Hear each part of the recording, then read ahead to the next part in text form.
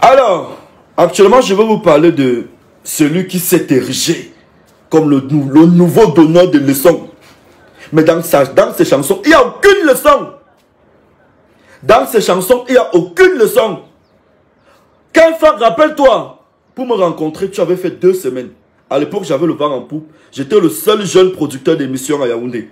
Tu as fait 2 semaines pour me rencontrer. Et le premier jour où tu m'as rencontré, c'était à Bonas, devant le restaurant Chatami. Tu m'as salué comme ça. Tu m'avais tendu 2 mains. Voilà comment il m'avait salué. Parce qu'à l'époque, on ne le connaissait pas. Tu vois un peu. Ouais. Et j'avais dit à mon oncle de Golden House que j'étais pifo déjà. J'étais le pifo à cette époque-là. Souviens-toi des propos que tu as jetés, que tu as mis sur Internet, de tes publications, quand l'évêque de où c'était le bas là, on avait trouvé dans l'eau là et tout. Hein? Il s'est carrément mis toute la communauté catholique à dos. C'est un gars qui n'a pitié de rien. Je ne sais pas pourquoi aujourd'hui il cherche la compassion des fans, il fait semblant de faire comme s'il avait la rue, comme s'il avait les gens. Depuis que vous connaissez quelqu'un qui dit qu'il est artiste de la rue, vous l'avez vu donner un concert à l'avenue Kennedy Kang. Même Chocolat aussi. Vous l'avez vu même Chocolat, le genre de la rue Kang. Hein? Souviens-toi également, si tu as la mémoire courte, des propos que tu as tenus. C'était au palais des sports, en pleine soirée. Dynastie venait de perdre sa mère. Tu as dit, l'eau, il ne veut pas prononcer le mot, que l'eau de ta mère, sa mère venait de mourir. Tu n'oublies rien. Hein? Moi, je vais oublier comment. Je suis l'encyclopédie du showbiz. Donc toute notre génération là, non. Je peux raconter tout. La création des locaux, des tenants. Je peux raconter comment tout s'est passé étape par étape. Toute la génération là. Commençant par Numérica, parce que c'était Numérica le premier. C'est Numérica le premier qui a brisé. Après c'était Stanley. Non, même pas Numérica. Il y avait Prosby. Prosby, Dugsy. Oui. Tu comprends un peu? Voilà. À cette époque, Malox n'était rien. Les gars avec qui Malox travaillait, Gilles Larim, Daddy Chanel, Pat Levis et tout, ils ont charbonné pour créer Zone de Rap. Quand Zone de Rap a eu le succès, il a changé tous les codes de Zone de Rap. Ça veut dire, le centre d'attention était sur lui seul. Pourtant, c'était une équipe de plusieurs artistes. Jusqu'à les gars l'ont abandonné avec Zone de Rap. L'argent aujourd'hui que tu cries partout, que tu as l'argent là, c'est l'argent de Daddy Chanel, l'argent de Gilles Larim, l'argent de Pat Davis, l'argent de Ivy O. On a vu comment Ivy O se plaint sur Internet que toutes les chansons qu'il a produites pour toi, il n'a jamais eu 50 000 sur ça. Il n'a rien eu. Tu comprends un peu? Parce qu'aujourd'hui, c'est assez alarmant ce qui se passe sur Internet. Parce que quand tu es fan, et ces fans ne ressemblent. Tu ne fabriques pas tout ça, c'est réel. Ces fans ne ressemblent. Quand tu vois quelqu'un qui est fan de Malon, ça te ne tient pas d'abord. Tu vois? Quand tu lis le commentaire de ces fans, tu sens que voici quelqu'un qui lâche un peu. Hein? Donc, ce que je vais te dire, c'est quoi? La guerre que tu vas engager là, souviens-toi. Non, attends un peu. Tu connais à qui tu as fait. Tu te rappelles à l'époque quand tu avais commencé. Parce qu'il faut que je dise aussi la vérité. L'histoire comme me traite de lycée bilingue là, c'est à cause de lui. C'est lui qui avait lancé ça sur Internet. Depuis comme dans les blagues. C'est lui qui avait lancé ça sur Internet. C'est à cause de lui. Tu supportes ça jusqu'à présent. Tu comprends un peu? J'ai supporté ça jusqu'à présent. Mais on te sort une petite balle. Une balle donc. Je ne suis même pas sûr. Ça veut dire que j'ai mal écrit ma chose comme ça. Les gens sont venus déformer ça sur Internet. Maintenant, c'est les pleurs du mboulé partout. Il veut monter les femmes contre moi, qu'on va créer l'association des femmes, qui ne sont pas fertiles, machin. Tu fais ça. Attends, tu veux effrayer qui avec? Là, c'est changer le débat. Tu veux changer le débat, pourquoi? Et les filles l'ont lavé. Les propres filles à qui tu voulais faire ça, elles t'ont copieusement rincé. Bon, sincèrement, dites-moi une seule personne que quelqu'un a aidé, que toi tu connais. Hein? Non, il a lâché tout ça. Alors, voici mon pote avec qui on a commencé le showbiz. Il s'appelle Arnaud Jaguar. À l'époque, c'est lui il gérait le quartier, c'est tout. Et chaque année, parce qu'il m'invite pour l'anniversaire de son patron. Monsieur Wasse, à qui il souhaite joyeux anniversaire. Depuis que tu nommes alors, il a aidé qui? Pas à ma connaissance, non, personne. Même Master Ocla, qui était à zone de rap. Master Ocla a disparu à cause de Malox.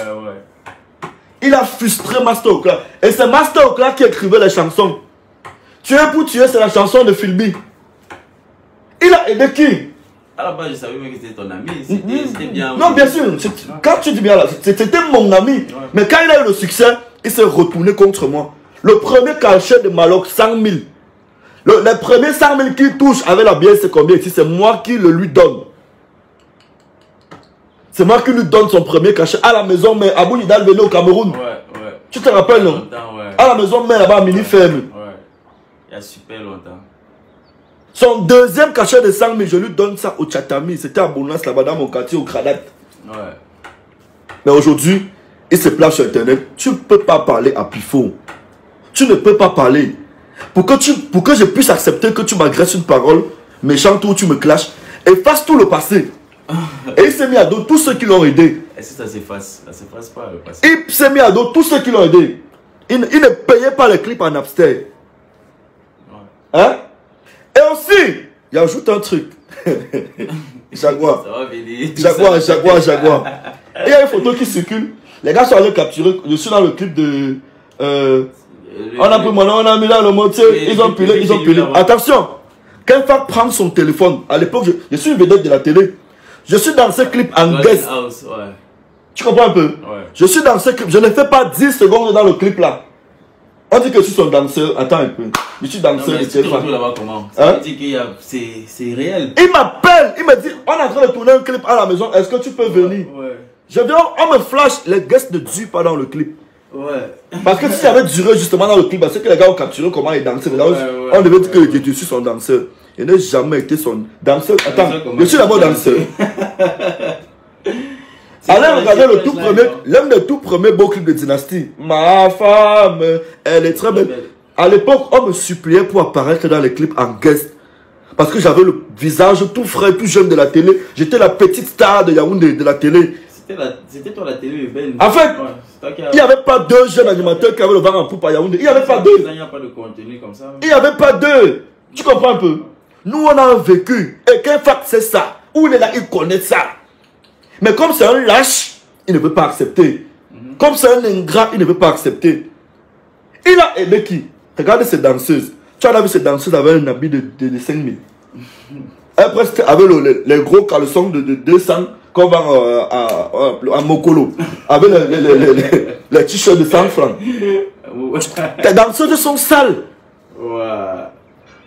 Et c'est les mêmes danseuses qui... C'est-à-dire que lui, toute sa vie, il exploite les gens. Regardez comment Dorian Mengala... Quand tu la vois, elle est vide. Elle n'a plus d'âme. Parce que le gars, en fait, quand tu avais lui, il doit te dominer. Tu comprends un peu? Regardez ces danseuses. Je connais une de ces danseuses, Jolivette. Jolivette qui venait souvent au Djoga. Jolivette n'a jamais changé. Elle ne grandit pas, elle est là comme ça. Au contraire, même elle stagne en plus. Elle a supporté son gars là. Hein? Je te dis. Elle a supporté. Mais parlons vrai. Il sert à quoi à la musique camerounaise? Il sert à quoi? À pas venir organiser le clash, salir cette année dans tous les sens. Bon, juste quand RP est sorti, Jaguar. C'était le rêve. C'était le state. Cameroun est devenu... Le Cameroun était comme le state, gars. C'était le rêve. On a commencé à rêver que... Quel fact, c'est un fruit de RP. Ouais.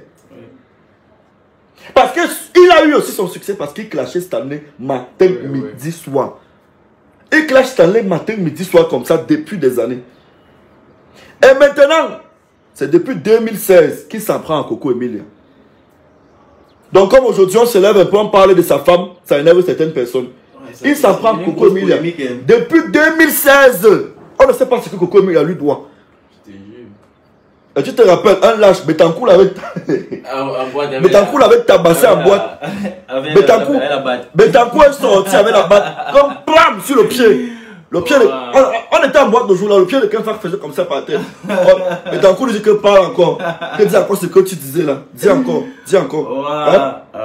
Mais il n'a pas d'écurie actuellement. Et même dans ses chansons, il a toujours clashé Emilia.